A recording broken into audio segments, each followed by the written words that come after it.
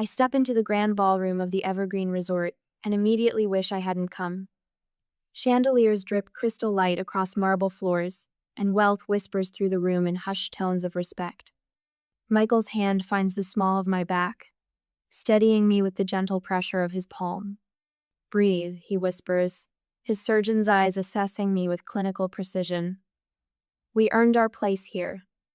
Leo tugs at his bow tie, his 6-year-old patience already wearing thin.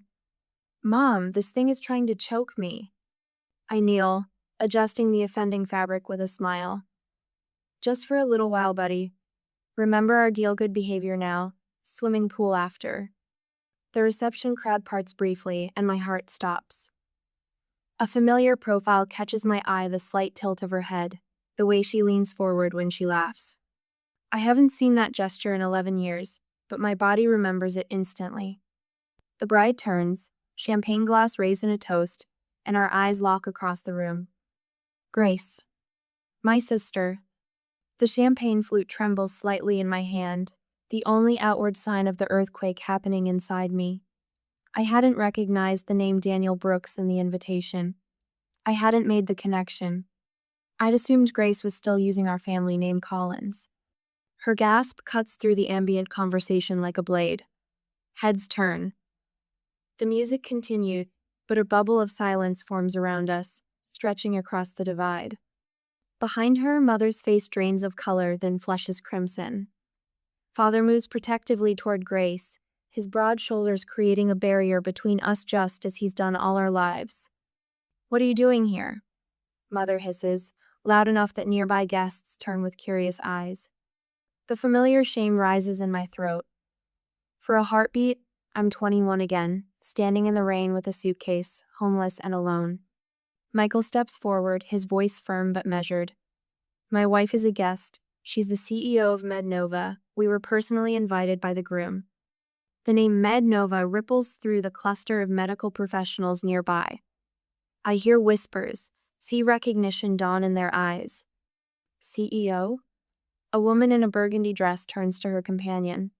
That's Amber Collins? The rain soaks through my thin jacket as Father's words echo in my memory. If you're too ungrateful to help at the clinic, don't come back. The slam of our front door punctuates his sentence, final as a judge's gavel. Now, I stand straight-backed in Valentino, the rain a distant memory. The scared girl is gone. In her place stands a woman who built something from nothing, who refused to disappear. Dr. Daniel Brooks approaches, confusion creasing his brow. His gaze darts between Grace's frozen face and my composed one. You know the CEO of MedNova? He directs this question to my parents, then turns to me with growing interest. We've been trying to partner with them for months. Your patient monitoring system is revolutionizing post-surgical care. Grace attempts a smile, but it falters at the edges. Mother and father exchange glances loaded with panic. The whispers among the wedding guests grow louder, more insistent. I could make a scene. I could expose 11 years of lies.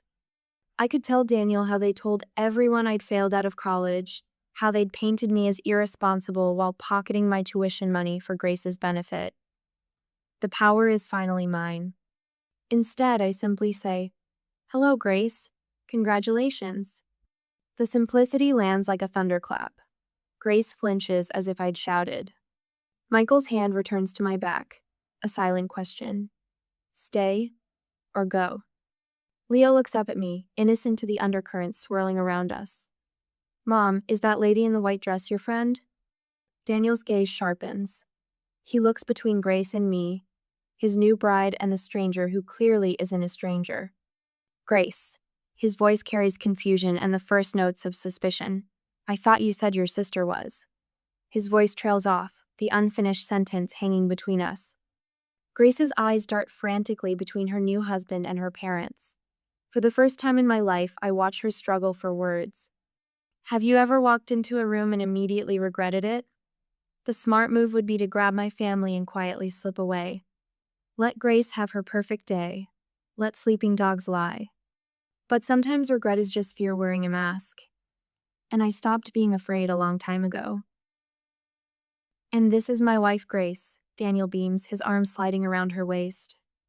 Stanford graduate and the brilliant mind managing her family's medical practice back in Vermont.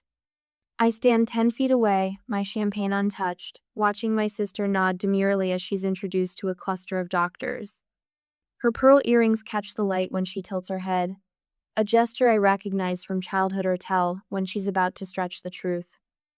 The Collins Clinic has been serving our community for 30 years, she says, voice pitched perfectly between pride and humility. We specialize in family medicine with some geriatric care. Michael touches my elbow, drawing my attention to the conversation unfolding beside us. A silver-haired woman in an elegant pantsuit studies my name badge. Mednova? Her eyes widen. You're Amber Collins? Your presentation at last month's medical summit was brilliant. The patient monitoring system you've developed is changing post-surgical recovery protocols across 3 states now. 4, actually, I smile. We just finalized implementation with Northwestern's hospital network. Across the room, Grace fumbles through a response about platelet therapy trends. The doctor questioning her exchanges a subtle glance with his colleague. I thought Stanford's medical program had shifted away from that approach 3 years ago, he says, brow furrowed. Grace's laugh floats a pitch too high. Well, you know how these academic debates go. Some professors hold on to traditional methodologies longer than others. Daniel's expression shifts almost imperceptibly, tightening around the eyes, a slight withdrawal of his arm from her waist. He's noticing the discrepancy. Amber. The voice behind me belongs to my father. 11 years older, but unmistakable, the same commanding tone that once sent me scurrying to answer phones at the clinic after school while Grace practiced piano. You need to leave, he says, positioning himself between me and the rest of the room. You're ruining Grace's day. Michael stiffens beside me, but I place a steadying hand on his arm. I was invited by Daniel, I reply, my voice low but firm. Perhaps you should explain why that upsets you. Father's face reddens. The expensive suit he wears can't disguise the man beneath a small-town doctor whose authority stops at the borders of his own practice. Don't play innocent. You showing up like this, flaunting your whatever company you claim to run. Mednova is hardly a claim, Dennis. Michael steps forward, every inch the Harvard-trained surgeon. The Medical Technology Conference in Boston last month featured your daughter as the keynote speaker. Her monitoring systems are in 27 hospitals nationwide. A nearby guest turns at this, clearly recognizing the company name. Across the room, my mother hovers near Grace, desperately trying to steer Daniel's colleagues away from my direction, her hands fluttering like panicked birds. Too late. The connections are already forming throughout the room, medical professionals recognizing my name, making associations. Leo tugs at my hand. Mom, can I have some cake now? You promised. In a minute, sweetheart. Leo looks past me, eyes fixed on Grace. Is that lady your sister? Does she go to Stanford like you did? Dennis's face drains of color. Before he can respond, Leo continues innocently. You showed me your old college pictures. The red buildings were pretty. Grace has drifted closer. Daniel beside her. Her face freezes at Leo's words. Stanford? Daniel says, looking between us. You went to Stanford too, Amber? Class of 2014, I answer simply. Daniel's colleague, distinguished cardiologist based on his conversation, turns to Daniel. You didn't mention your wife's sister was Amber Collins. Her work on predictive algorithms for post-surgical complications is revolutionary. Northwestern Medical has reduced readmission rates by 22% using her systems. The weight of 11 years of lies settles visibly on Grace's shoulders. She reaches for Daniel's arm, but he steps slightly away, his attention now fully on the professional conversation happening around me. Rain drums against my dorm window as I stare at the bank statement, the numbers not computing. My college fund depleted. Transferred to an account I don't recognize. The same day, a package arrives from Grace of photos of her spring break in Cancun, the trip I couldn't understand how our family could afford. I shake off the memory, focusing on the present. Daniel has pulled Grace aside. their heated whispers visible from across the ballroom. His face reflects growing confusion, then disbelief, then something harder as she clutches at his sleeve. "You told me you graduated from Stanford," he says, voice rising just enough to carry. "I went there. I've never heard your name mentioned by any of the faculty." Grace's response comes frantically. "It was mostly remote learning, a special program they had for. Stanford Medicine doesn't offer remote degrees." Daniel's voice has gone cold. Never has. Color drains from Grace's face as she realizes her carefully constructed life is beginning to collapse. Her eyes dart around the room, landing on mine with desperation. Daniel steps back from her, straightens his tie, and turns. With deliberate steps, he walks across the ballroom away from Grace, directly toward me. Behind him, Grace's pleading eyes follow, a drowning woman watching her last lifeline walk away. Daniel guides me away from the crowd with a gentle hand on my elbow.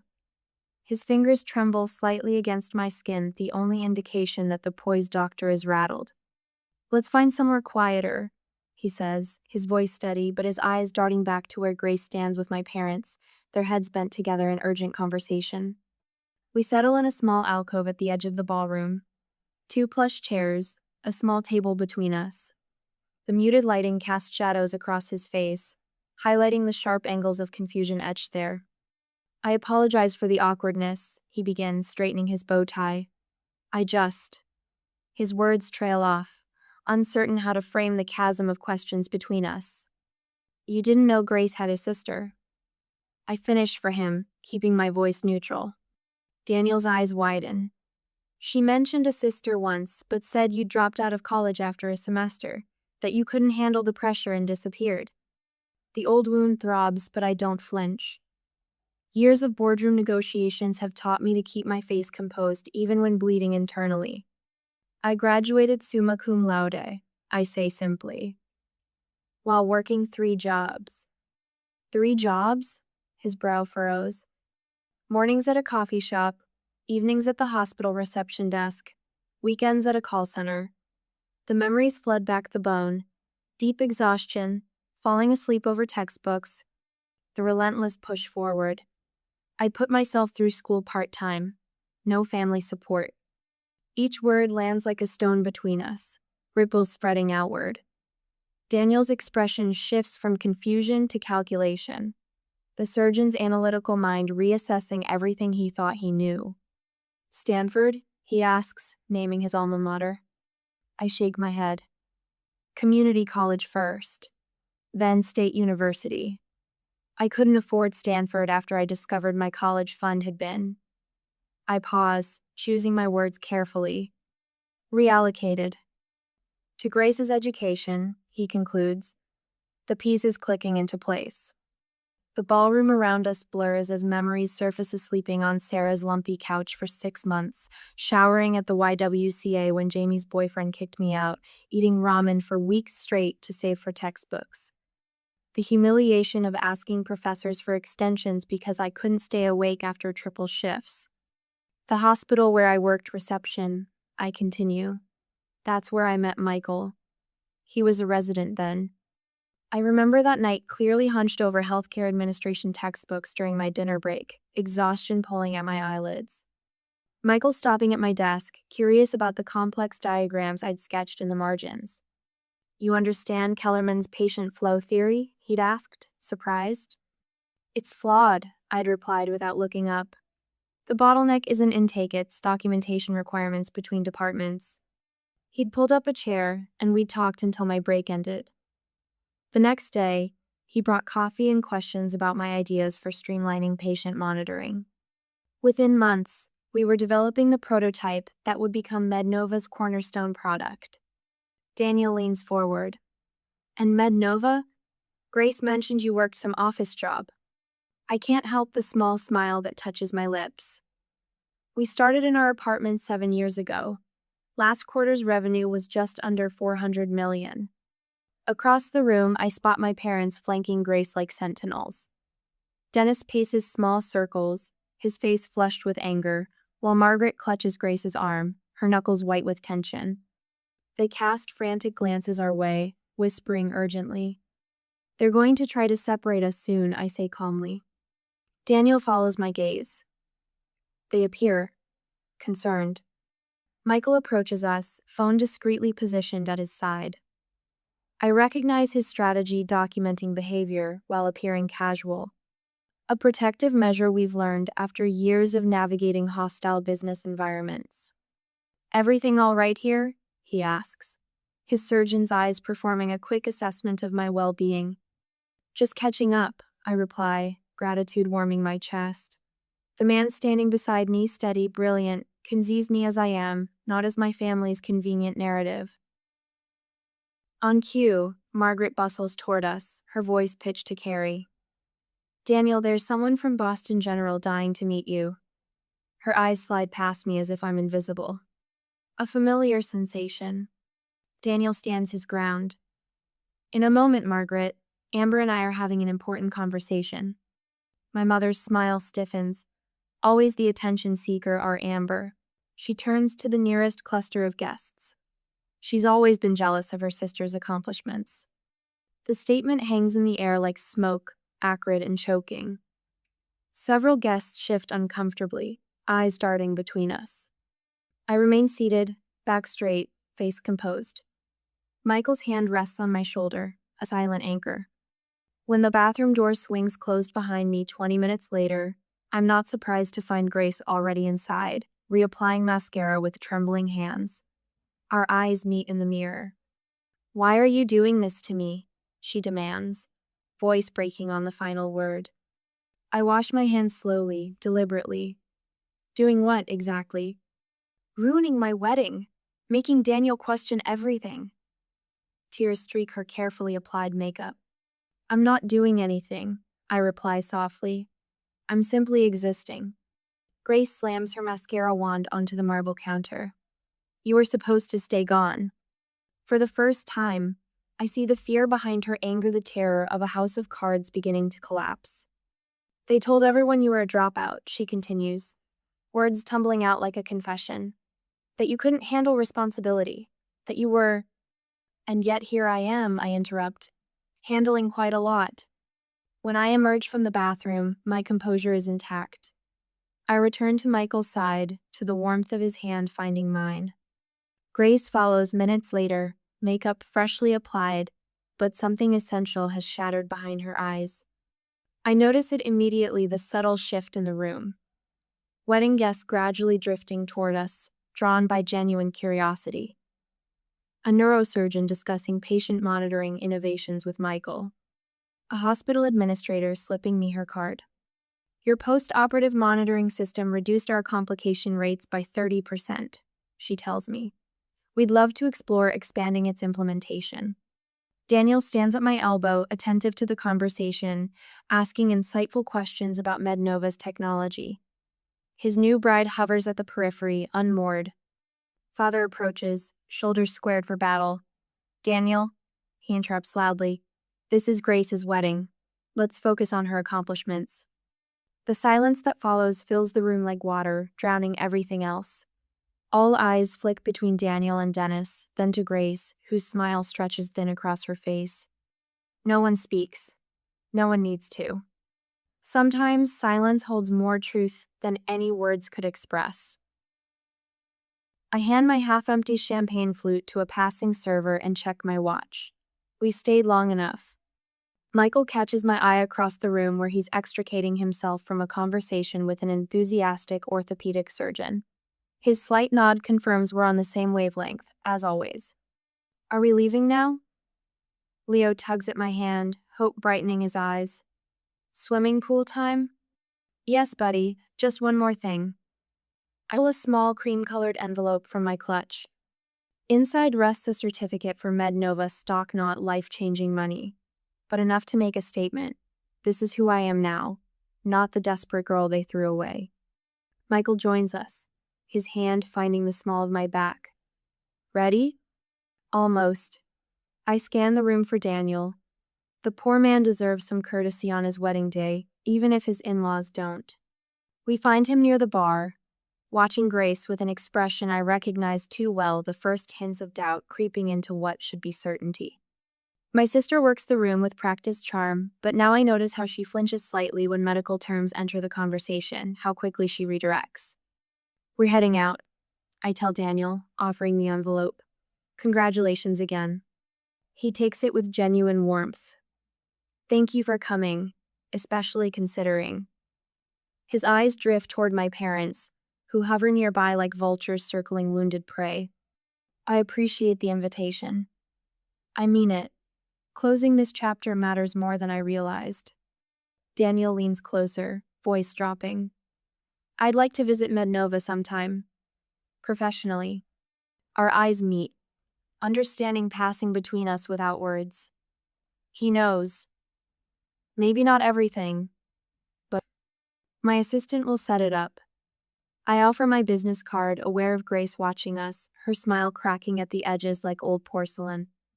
Mother glides toward us, social armor firmly in place. Amber was always so driven, she tells a nearby guest with calculated lightness. Of course, she had advantages we couldn't provide Grace. The blatant reversal of truth would have wounded me once. Now it's almost comical. What advantages were those, Mrs. Collins? Michael asks innocently. The 3 jobs while putting herself through night school, or sleeping on friends' couches after you took her tuition money? Mother's face hardens, but a cluster of Daniel's colleagues has drifted within earshot. She retreats a step, recalculating.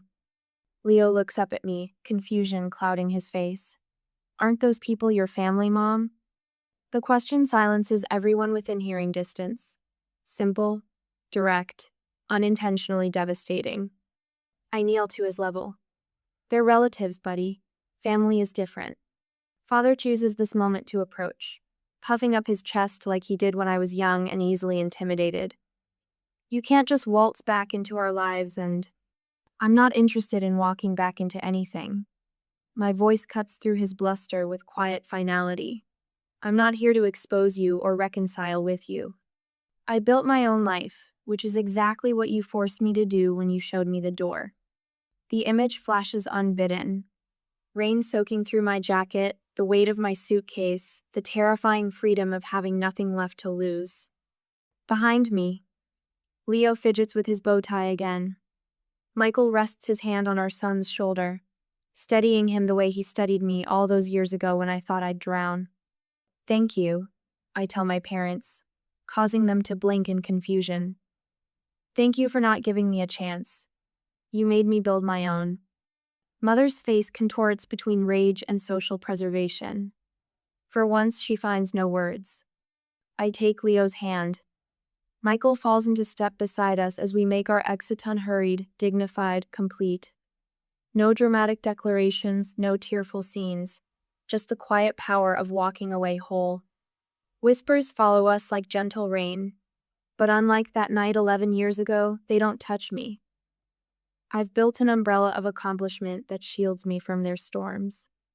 In the lobby, Leo breaks free and spins with childish delight. Pool time. 10 minutes to change, and I'll meet you there, Michael tells him, tousling his hair. As we cross toward the elevators, I catch our reflection in the polished marble Walla family of 3, solid and connected. Behind us, through the ballroom doors, I glimpse Daniel watching our departure, then turning back to his new bride with new questions in his eyes. Some weddings mark beginnings. This one marks an ending, the final release of expectations I never needed to fulfill, approval I no longer seek, and pain I refuse to carry forward. Leo punches the elevator button with enthusiastic determination. Up we go. Yes, up we go indeed. Sunlight angles through the floor-to-ceiling windows of my office, casting long shadows across the polished concrete floors. 1 month has passed since Grace's wedding, but the memory still lurks in corners of my mind like a half-forgotten dream. I scan the partnership proposal from Boston Memorial, a contract worth 8 figures sprawled across my desk. Mednova's patient monitoring system reduced post-surgical complications by 37% in their trial run. Numbers don't lie. Numbers don't play favorites. My assistant Meredith's voice crackles through the intercom. Dr. Daniel Brooks is here to see you. My pen stills against paper. I hadn't spoken to my sister's husband since that night. Sent him in. Daniel enters like a man carrying invisible weight. His shoulders curl forward, suit jacket wrinkled at the elbows. Dark circles shadow his eyes. Thank you for seeing me without an appointment. He stands awkwardly until I gesture toward the chair opposite my desk. Coffee? I offer. He shakes his head. I can't stay long. I wait. Experience has taught me the power of silence. I've consulted with a lawyer about annulment possibilities. The words tumble out like stones. Everything Grace told me was fabricated. She never attended Stanford. She never managed your parents' clinic. She's the receptionist. I absorbed this without surprise. The lies were always there, waiting for someone to notice. I'm sorry to hear that, I say, and mean it. Your parents made her the face of their practice while they... His voice trails off as he runs a hand through disheveled hair. The billing practices at their clinic, they've been charging Medicare for procedures never performed, using outdated codes deliberately. Grace helped them do it. The revelation lands like a slap, not because it's shocking, but because it confirms suspicions I buried years ago. I didn't mean to drag you back into this, Daniel continues. But when I started investigating Grace's background, I found patterns, discrepancies. Your name kept appearing in old clinic records, then vanishing completely 11 years ago. The skyline beyond my window shimmers in summer heat. I built this view from nothing, while they built their lives on fabrications. They used my college fund for Grace, I say simply. When I confronted them, they told me I wasn't Stanford material anyway. Daniel winces. The irony is, I never wanted to be a doctor. I wanted to improve medical systems, make them more efficient, more accurate. You've done that, Daniel says, glancing around my office. MedNova is transforming post-surgical care across the country. A silence stretches between us, comfortable in its honesty. The clinic is being investigated, he finally says. I submitted anonymous information to the proper authorities after discovering the extent of the fraud. They've been doing this for nearly 15 years. 15 years. Beginning right around the time I left for college. My phone buzzes with a text from Michael. Picking up Leo early, zoo day. Join us? A warmth spreads through my chest. This is my real family now. What will you do? I ask Daniel. He straightens his shoulders. File for annulment, cooperate with investigators, start over. He hesitates. I came to apologize for my unwitting role in reconnecting you with your past. And to ask, do you plan to get involved in the investigation? The question hangs between us, heavy with implication. I could destroy them completely. One phone call from the CEO of MedNova to the Medicare fraud investigators would accelerate everything. No, I say, finally. I built my life separate from theirs. I intend to keep it that way. Relief washes across his face. Thank you for seeing me. After Daniel leaves, I stand at my window, watching traffic flow 40 stories below. My phone vibrates with a voicemail notification. Grace's number, the 3rd this week. Michael calls as I'm gathering my things to meet them at the zoo. You sound tired, he says. Daniel Brooks came to see me. The family clinic is under investigation for Medicare fraud. A pause. Are you okay? Yes. The answer surprises me with its truth. Are you going to get involved? I watch a red-tailed hawk circle the skyscrapers, riding thermals with effortless grace. I was thinking about what you said last week, about how my success is already their greatest punishment. I stand by that, Michael says, but it's your choice. My computer chimes with an incoming email. An attorney representing the Medicare Fraud Investigation Division, requesting information about my time at Collins Family Practice. Attached are documents requiring my testimony. They want me to testify, I tell Michael. What will you do? I consider the question. Part of me wants to delete the email, refuse the request. Let whatever happens to them happen without my fingerprints anywhere near it. Another part remembers patients who trusted them. Elderly men and women whose Medicare benefits were stolen. I'll forward them copies of the clinic's original records from when I worked there, I decide. Nothing more, nothing less, just the facts. I'm proud of you, Michael says. My phone buzzes again. Another voicemail from Grace. Her third today. The first one begged for money. The second threatened to tell Leo the truth about his mother. I don't need to hear the third. I press delete without listening, the small action surprisingly final. Leo wants to see the new tiger cubs, Michael says, his voice a welcome anchor to my real life. Tell him I'm on my way. I gather my bag, pausing at the door to look back at my office.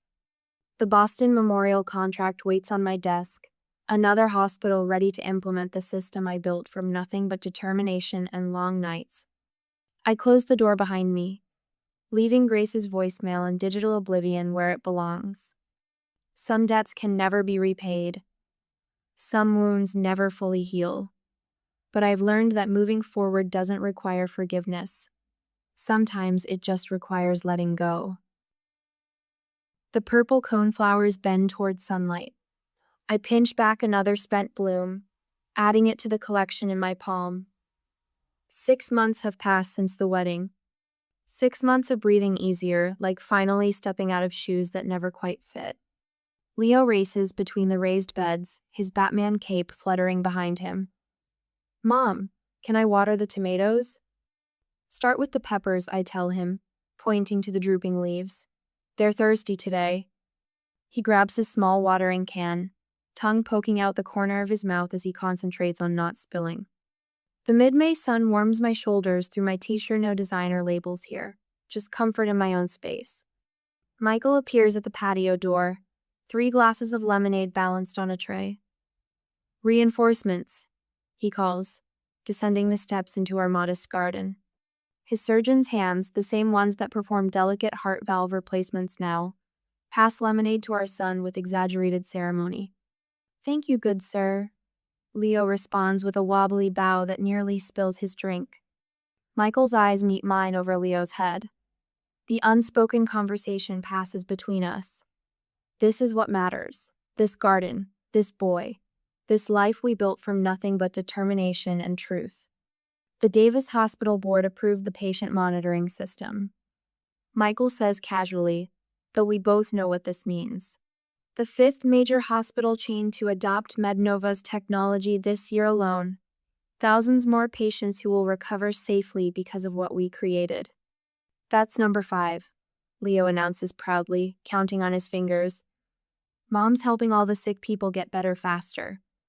I ruffle his hair, amazed at how he absorbs everything. That's the idea, buddy. The doorbell chimes from inside. Michael raises an eyebrow. Expecting something? FedEx, probably. Those component samples from Switzerland. But when Michael returns, his expression has shifted. He holds a certified letter, the return address visible even from where I stand.